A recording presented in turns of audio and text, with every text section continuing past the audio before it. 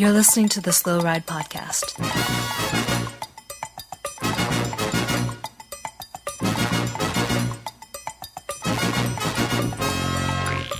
Bikes, advice, and rumors straight from the source.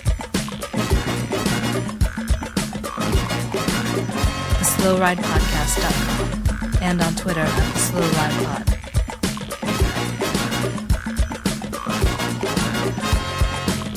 Enjoy the ride.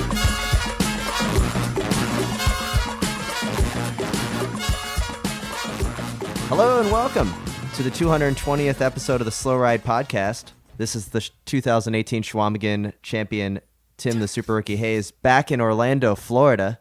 Hey, this is Matt, first loser in Minneapolis. And this is Spencer, the rightful winner of the Chequamegon 40 2018 Slow Ride Podcast edition in Boston, Massachusetts. How did the Twitter poll end up? Because I looked the other day and we were tied, Spencer. Yeah, kind of an bad. equal number of weirdos thought we had won, and the majority of people thought Tim had won. The problem is I set the poll. I thought I was setting the poll to end today just before we recorded, so we'd have the most up-to-date stats, but it actually ended 2 days ago. I don't know how my math got so off setting that up, but I think our real fans, took some time to think it through and logically come to the conclusion that I won and hadn't voted yet. Yeah, maybe. That could be.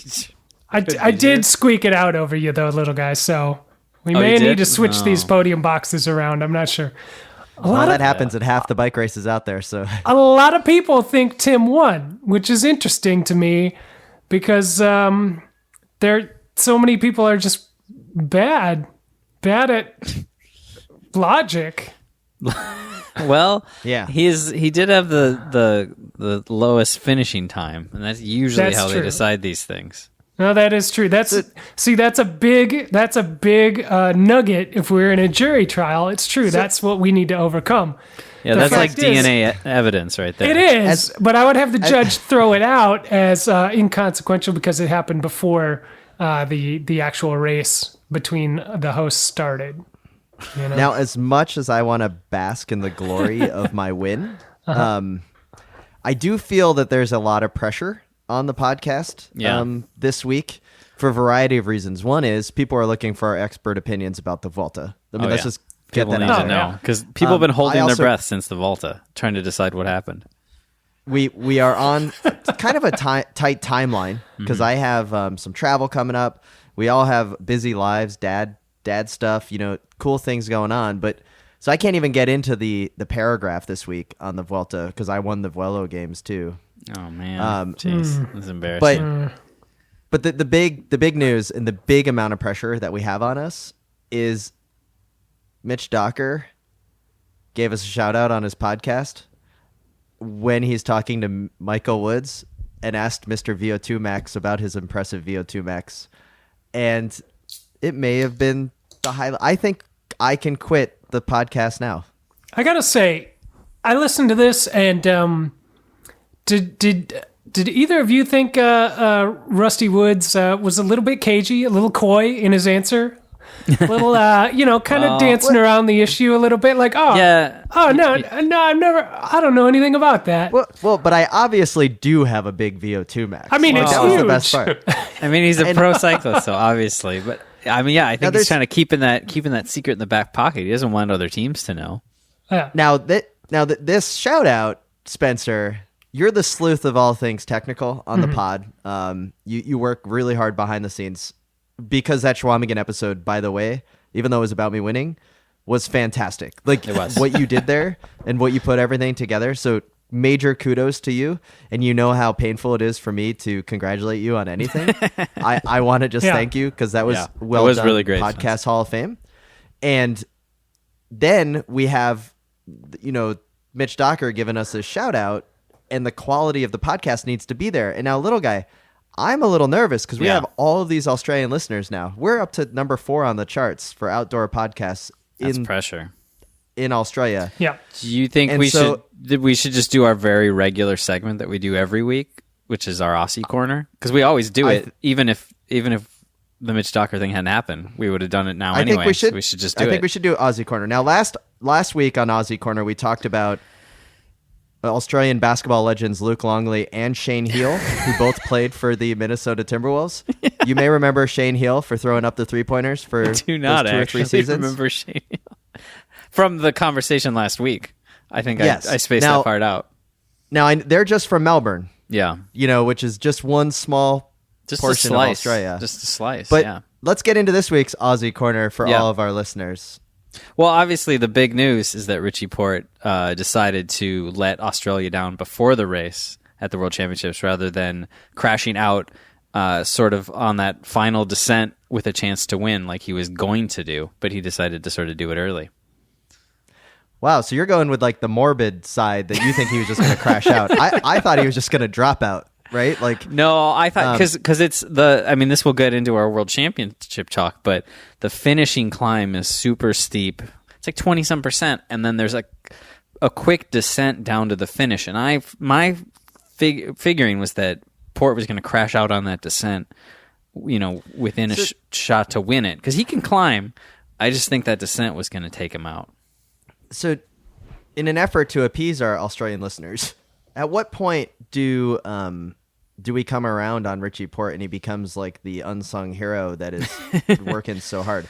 Right now, because remember Cadell Evans, how many broken collarbones did that guy have?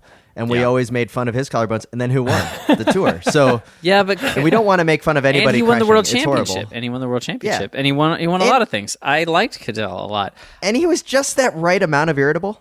Just like not full TJ Van Garderen, but just the right amount of irritable where it was like, hey, don't touch my shoulder, right? And then you're like, ooh, I kind of like it, a little feisty. He had a little Lauren Fignon-esque attitude toward the press that was nice. I don't know if I'm going to come around on Porte because it's hard for me to think of a guy who's probably one of the highest paid riders in the sport as an underdog, even though, in ways he is, but it's hard for me to have that feeling for him. You know what I mean? Like it's hard for me to feel bad for Peepo that he doesn't ever win races anymore because he still probably makes a lot of money and has a Ferrari. Yeah, that's a very good point. So, and Spencer, how do you feel about Richie Porte dropping out of Worlds? Keeping in mind our chart-topping ratings in Australia. I am a little disappointed, I do have to say, because he was obviously a shoo-in for the victory. And it's been a long time coming. He's kind of been shut out in the past unfairly, I would say, by other nations clearly riding against Australia, and just a lot of negative racing, a lot of negative attitudes out there against Richie Porte, and he's a deserving. He's probably would have had 3-4 in a row by now. But Julian Dean just starting up the hate, just directed 100%. And speaking of Julian Dean, little guy, you said the other day that I know this is a little bit of a segue. But you were riding on the Greenway yesterday and you saw a black FDJ kit and you thought it was like a New Zealand national champion kit? Did Julian Dean ever ride for FDJ? I don't know. Yeah, I don't know if he did either. Yeah, I saw a black FDJ kit yesterday, Spencer, right after I saw Timmy. And so I didn't know they made that. It actually looked pretty good. I'm not a big fan of an all-black kit that often, but it worked. Hey, little guy, speaking of which, when you saw me, you know what that reminds me of? Being a dad? That's right. It's Dad Corner. Spencer, let me tell you a little dad story. We were out. I was with little Heimar and Tambunan were at the playground last week. Yep. They're yesterday together, hanging out. I rode my bike. He rode his bike. Okay. I drove. We get there. Sarah's with us. Little Heimar, Tambunan, running around, basically owning the playground. Basically, they were doing some CrossFit because they're not doing cross yet, so they're just doing roads. So right now, it's just a little cross training, Yeah. Mm-hmm. And other kids leaving. My son, little Heimar, looks at little guy's bike and starts like kind of crying, like pointing at it and going like, wah. Like he wants to go for a ride. Oh, see, I had a totally different reaction. Yeah, he just knew it was going to bring disappointment seeing me on a bike. And so little guy goes, "Why don't you go take little Heimar around the park on the bike, and he's got one of those seats that attaches to the front handlebar. So he's kind of riding between my arms in front of me. I take little Heimar around, huge smile on his face. Fantastic. Good 5-minute dad time. Come back, take him out of the bike, and he starts crying, wailing, meltdown mode. Time to go home. Wow. After his first bike ride. Because remember, I just have the cargo bike. That's the only other bike he's ever been on is a cargo bike where he's sitting in a box on a bench. So he's actually riding this bike. He's on the handlebars. He's got the wind in his hair coming through the vents of the helmet. And he's crying. And I'm like, what? What are you crying for? Like, it's such a, like, I thought it was a good experience. Why are you so mad, son? And do you know why he was crying? Why? Because his first ever bike ride was on a Klein. I was on little guy's Klein mountain bike. And I put it down. That was Makes it. sense. And he was wailing. And it's all downhill from here. Yeah, he's never going to hit those heights ever again. He knew it. He knew it. He was like, that's it. I peaked. Yeah. That makes sense. Tim, I thought you were going to say, he was sad that he didn't have like Pelizote hair or Daniel Oss hair going on at this point. Flow. Like he's too young. It hasn't come fully in yet. No. It's looking pretty full. It's Is looking it? pretty full. Tom All right. Boonen's got the hair. He's got some longer Pelizote. hair. My little Heimar's thick. hair is got a little All right. I don't know. Well, that's maybe I'm Heimar Zubeldia Skullet going in the long run. I have faith that it's on its way So- in. So I guess will that wrap up Dad Corner this week? We're Okay. on the end of Dad Corner. That was Yeah, fantastic. that's the end of thanks, Dad thanks for Corner. participating, Spencer. Thanks for sticking with us. Nice. So- So that'll wrap up Dad Corner, and it'll And, also I mean, we could do another tight 30. it'll also wrap up Aussie Corner, where next week we'll revisit the Sydney Ice Dogs season review. So we will check in there and make sure we get you all your updates on the hockey season in Australia. Well, I have a Aussie season segue, which is Aussie to the Vuelta, which is how does it feel, Australia, that your team won the Vuelta, but a Brit won the Vuelta? Is that good, or does that feel like a little bad? I think you're going to need to explain because it's been 2 weeks and I won a Chequamegon mountain bike race in between. I don't remember what happened at the Vuelta. So Sean Yates won the overall. One of the Yates, some Yates. It could have been Sean. It could have been Simon. It could have been Adam. I think it was Simon. Won the Vuelta. And I was thinking about it. It was like, oh man, this is big. It was the third British rider of the year. But then it was like, oh, it's the first Australian team. And I was like, does that feel that like the crown won? I don't know. I was disappointed that You an know- Australian team won because I wanted Movistar to win, and it was kind of a collapse, and it was an epic collapse of Alejandro Valverde on the Queen stage of the Vuelta to Yeah. fall off the podium. That is But true. you can't Moss really. was there. You can't really. I feel like we can't be disappointed with Valverde because like he really wasn't No, the how team can- leader. I mean, that was the fact that he got fifth. He ended up fifth. Something like that. Yeah. I mean that is if he hadn't been so close to the win and better than Nairo, we would have been that's amazing. But it ended up being a little disappointed. I wasn't disappointed because Moss got on the podium, and I was hoping for that the whole time. So it worked out, and that's pretty great, really, if you think about it. Spain, like the young Spanish rider making the podium, and the ageless robot with a beard slotting in fifth. Yeah. Spencer, overall, Yeah. buy or sell, the Vuelta this year is better than last year's Vuelta. Ooh. Yeah, That's tough. that's a tough one. That's a very tough one. Last year's was pretty good, but I think I will buy on that one. I think this year's was a little more topsy-turvy, a little more interesting. A lot of maybe more storylines. I don't know. There's a fair amount of storylines. I loved the Vuelta. I'm all about it. I love the just every single day watching the Grand Tour on the NBC Sports Gold app. It brings enjoyment to me. So fantastic stuff. Yeah, I'll definitely buy with And- Spencer. It's And the best. any time the Commonwealth can win a Grand Tour, that's good for everyone. Yeah, it's been like Yeah. God, month and a half. Yep. it is pretty tough.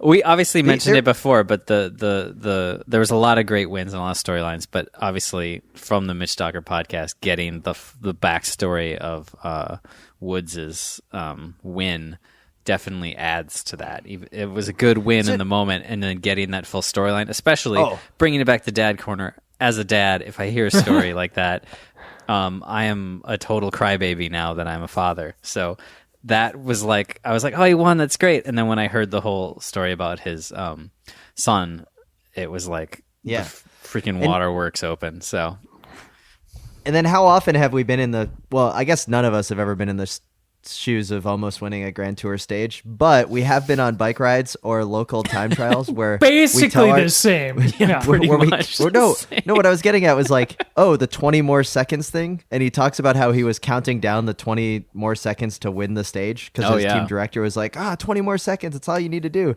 And so he counted down for like 20, 19, 18. And then he said he got to 0 and he was like 300 meters still to go. Yeah. And I was like, yeah, man. I've been there before, but I usually count down from 3 and I still have like 50 miles left. But it was so good to hear that backstory.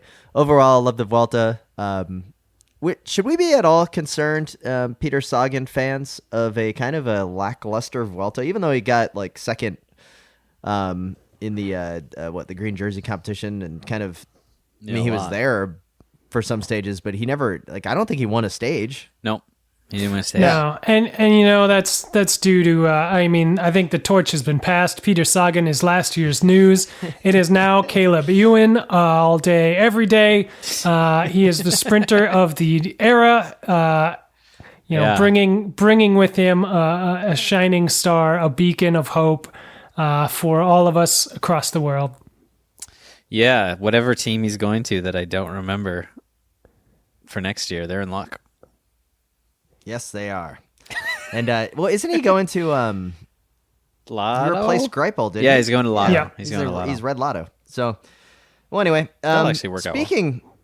Speaking of Lotto, Yellow Lotto, let's do a little segue, Sam, over to the Wout van Aert corner and his amazing World Championship kit today that was on display at the Waterloo World Cup on the Trek Bicycles World Headquarters in Waterloo, Wisconsin. Gentlemen, I only watched the women's race, and I feel like I came out ahead. I don't even know what happened in the men's race. I can't wait for you guys to tell me, but I will say the women's race was some of the best 1 hour of racing I saw. It was very good. Ellen Noble crushed it. Marianne Vos crushed it. Mm-hmm. You watched the better of the two races. So I did. And Trek crushed it just for the sheer fact that the course looked awesome, and there was a really good crowd throughout. I was impressed. I liked it. And even though it doesn't have like a marquee feature the way that Jingle Cross does with that big, Mount Crumpet, I thought the course looked pretty awesome and good coverage all the way around. Meredith Miller on the color commentary. I enjoyed. I like her take on things. I think she called it pretty well about how Marianne Vos is clearly going to be the best sprinter at the end there, but no shame in Ellen Noble's race today at all. Yeah, no, you've never raced that one, Tim. Me and Spencer raced there. So that run up where on the last lap Ellen Noble put in that dig and got a little separation, and you thought maybe she could snap Vos, but Vos came back. That's a pretty good feature. At least riding that run up is super fun because you can ride about halfway up it, and you have to do one of those super fast, full speed jump offs to not lose any momentum. Otherwise, you're just walking up a wall. Oh, really? It's super steep. It's hard. From the camera. I mean, it's always hard on the camera, but it's just like a wall. So you just ride as far as you can, and you try to not fall over when you jump off. It's pretty fun. Yeah. That was a great move. Yeah, I thought the race was great. I thought the commentary was pretty good. But Meredith Miller is very good at being a commentator, but sometimes still has the roadie mentality. Okay. Which she definitely had, when she was a cyclocross racer as well. And that's not a knock on her because she's a very good road racer and crit racer, very good. So, of course, she's going to think about the sprint at the end and the pavement. But the sprint in cyclocross is rarely to the actual line. The sprint is somewhere else in the final third of the lap. And at Trek, the sprint was into the off camber, leading to the switchbacks down to the hill up, kind of to the last part of the lap. And you saw the fight there. Just barely the cameras cut to it, and Noble was trying to keep Voss from coming around, and Voss came around there and made it into those downhill switchbacks first, which gave her a clean shot at the hill up where she got some separation, and that was the sprint. So, I got to watch the race today on my couch. Yeah. What a time to be alive. It was amazing. I didn't have to download some crazy Russian hacked site. I was able to watch NBC Sports Gold. So man, it's really good being an American cycling fan right now. How we can watch races. I watched it on nice. trekbikes.com, which was also great because I didn't have to go sleuthing around the dark webs to find a UCI feed that was geo-blocked in the US for whatever reason, like most World Cups. It was very it was fun to watch. So anything else you guys want to add on the women's race? I did see that Katie Compton did finish, but she appears to have a mechanical and asthma issues as well, or sick from the day before. Asthma was on Friday night where she had to drop out, and today she was looking very good in third place until mechanical dropped her down. Two other things that stuck out to me. I loved the rolling standings on the bottom, so you could always see what riders were where. Yeah, that was major awesome. Improvement there. And then 16th place, friend of the podcast, Eva Lechner. Yep. That was nice. And then my next part that I wanted to say is, and I'm just going to put this out there, you guys can discuss if you want or not, but the fashion in sunglasses. Oh, no, I was going to say that seems too. to about to hit the UCI World Cup scene this year between Sané Kant and then there is another rider that the Greg LeMond Bolet mirrored half your face ski goggle. I felt like I was looking in the mirror at Super Rookie 2006 career in downtown Minneapolis. Yeah. Too big of sunglass ski goggle thing. It is ugly. I'm out. No, it's ugly and amazing. That post-race Sané Kant interview, I was that was like a Euro robot showed up to give an interview. It was great. It was the most European thing I'd ever seen in my life. It was so fabulous. And I was this is why I want to watch cycling. Yeah, exactly. I feel like Eva Lechner, for some reason, brought that a couple years ago. She always had the massive glasses, but being Italian can somehow pull it off. It's some sort of DNA thing that they've got going on. But now, Sonicants look a little large. Katie Keogh is dwarfed by her sunglasses. Yeah, Katie Keogh. Those are the ones. Yeah. You could see in the second or third row there, Sammy Reynolds also looking small behind her windshield glasses.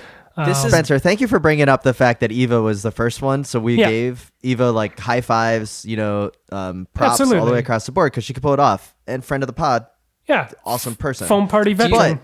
Do you guys... I was very disappointed to see these glasses. That needs to stop because this is not going to age well. 5 years from now, we're going to sit there going, dude, nothing in cycling ages well. Horrible thing. Nothing in cycling. No, see, I disagree. Well. I think there's always a 10-year period where it's terrible. Little guy, Ellen Noble and Evie Richards' kit. I think 10 years from now is still going to hold up to time and be like, hey, you know what? That's a decent kit. There's nothing bad about it. I don't know. I think there's a time period where a lot of things got to go out before they come back with a force. Yeah, no, it's kind of true because if I think back to 2008, 2006 era, a decade ago or so, I'm thinking Quick Step kit was amazing. Cervelo Test Team kit at the time seemed really amazing. Maybe not so good, in retrospect. Did we ever think the CSC team kit looked good with the abs? I'm trying to remember. At the time, everybody thought it was the best thing. So. I did own it. But the Credit Agricole kit from 2005 still holds up to test of time. Yeah, there's some things, but in a way, the crazy things are the best things. Obviously, these glasses are very 80s, and it's all coming back. Okay. Do you guys think Tell me about the men's race.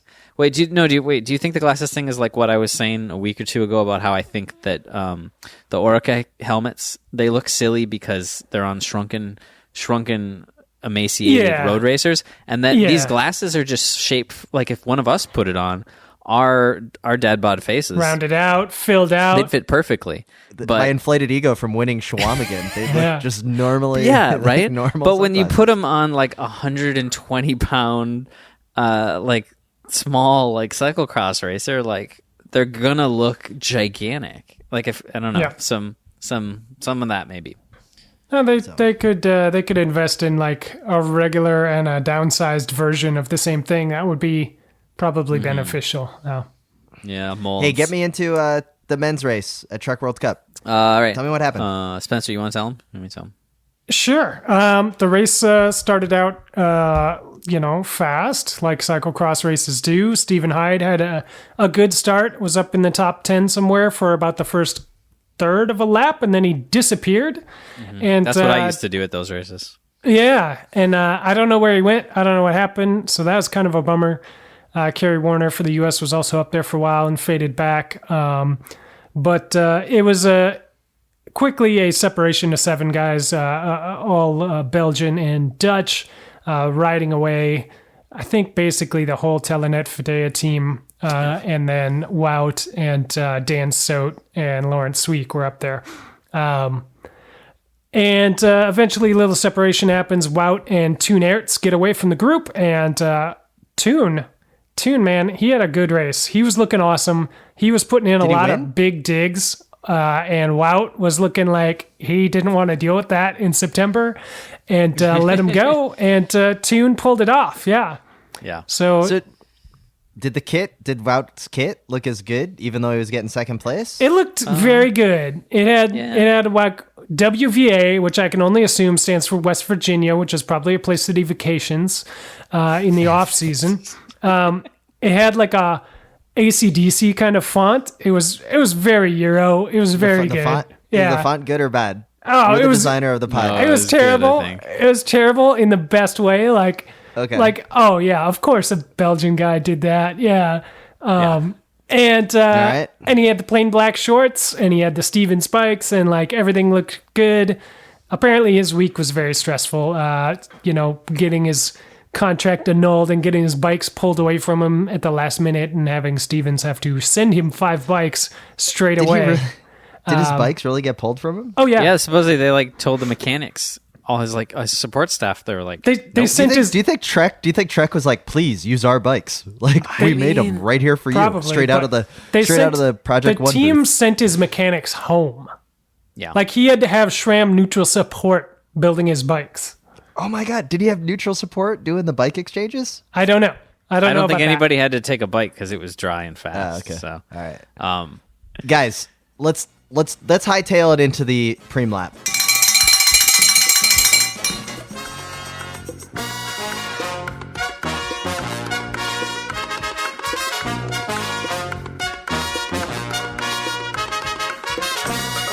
I'm Ellen Noble, and you're listening to the Slow Ride Podcast. All right, we're here in the preem lap, and there's a couple things that we got to get off our chest. First off, Grimper Brothers coffee, the full Schleck. Unzip the jersey. Spencer was in full Schleck almost the entire Chequamegon race. That is true. I was in full Schleck mode a little bit, but the full Schleck coffee, it's perfect. I drank a fair amount of coffee on my weekend with you guys and on the trip, and I think I'm going to be dialing up Grimper Brothers. I'm going to go to bit.ly/WAP beans, or I'm just going to go to the wideanglepodium.com and click the link for the full Schleck coffee. $25. You get a bunch of coffee sent to you, freshly roasted. Yeah. And then a portion of it goes to support the network. We talked about it a couple weeks ago. Takes a little bit of money to run the network, especially all these downloads going sure all the way does. to Australia. Yeah, So, we got to get help us out. these gigabytes all the way across the world to Australia, which is not cheap. So it's a pretty easy way to support the show and to support all the rest of the shows on the network and to support Grimper Brothers, who they sponsor folks like Helen Wyman and like Amanda Nauman and a bunch of other athletes and teams. They do a ton for cycling, so it's an easy way to kill 2 birds with 1 stone. Just head over to wideanglepodium.com, click on the Grimper Brothers link, and get yourself some coffee. It's a very tasty, smooth, light roast. Like Tim said, roasted fresh a couple days before you get it in your mailbox. So the other part I wanted to mention is the Wide Angle Podium family of shows. major shout outs to Crosshairs Radio and Bike Shop CX, who are doing a live on the scene recording from the van. Mm-hmm.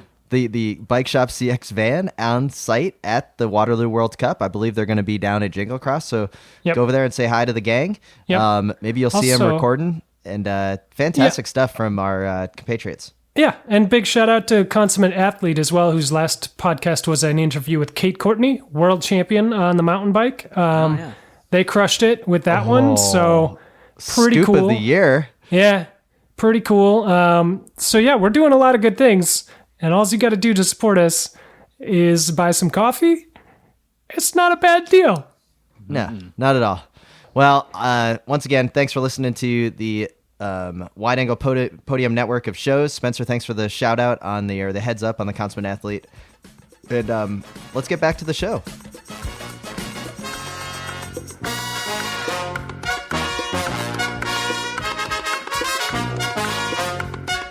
I'm Kerry Werner, and you're listening to the Slow Ride Podcast.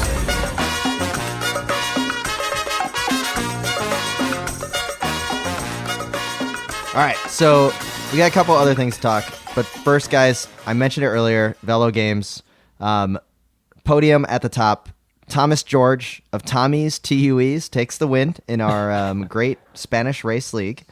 We have Calvin Hoops, who also won Best Name.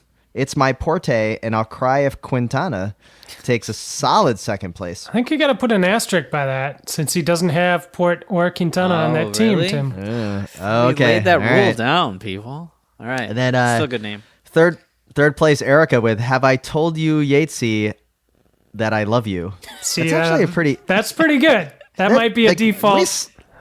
That might be default. Yeah. Victor. Now, I'm That's having a good. little slow internet connection right now. I can't see if Erica has Yates on her team. But if she does, maybe Erica gets the win. Sorry, Calvin.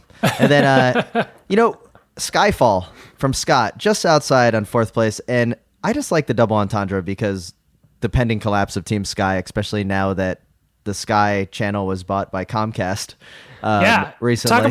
Talk about from frying pan into the fire, right? Yeah, I know. And then 21st Century Fox was bought by Disney. I wonder what's going to be the first line item to be struck from that budget. Yeah. But They also even notice. great in their James budget, Bond. They might not even notice.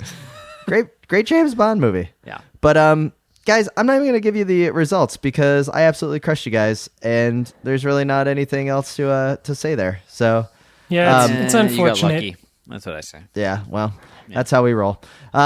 We got an email this week. We're just going to hit one. We got a bunch of emails. We're going to get to them later over the course of the week. Some of these are really timeless, but we do want to give a shout out to Prentice Barry, who emailed us from Pensacola, Florida.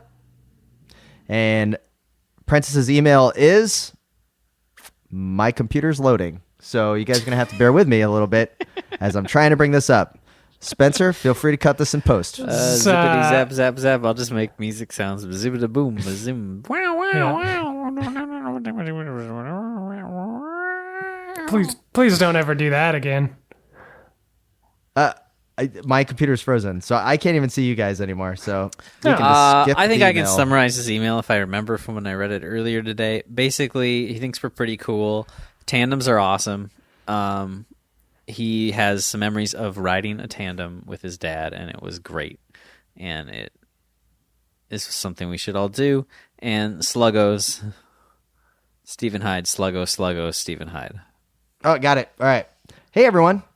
Sorry I'd been radio silence for a while. If it's any excuse, I haven't found any more of Froome's prance on eBay. I also got super busy the last 6 months, and I've been playing catch up with the pod.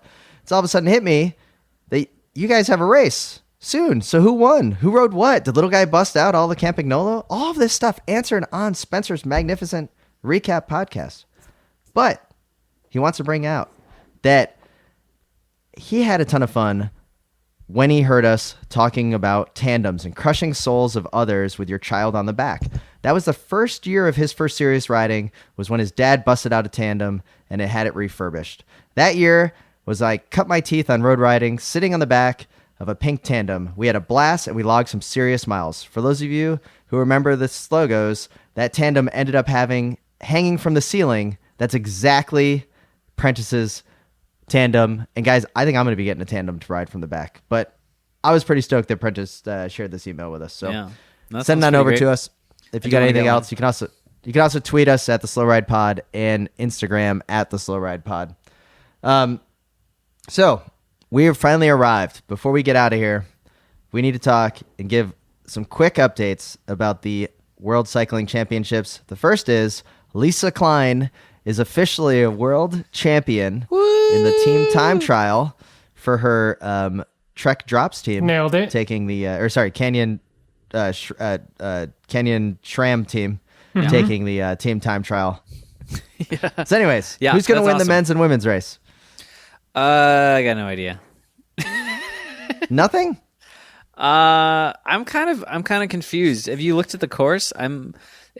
It's confusing. I read a thing from, I forget, some national team's director kind of being like, we're not really sure what to do, because it's a weird race. There's like a first 80K, then there's a middle section with a ton of climbs, and then the finishing climb is you only do it once and to the finish. So it's like it's a race in 3 parts, and I feel like it's gonna be nuts. I'm really excited, but I don't really know who's gonna win.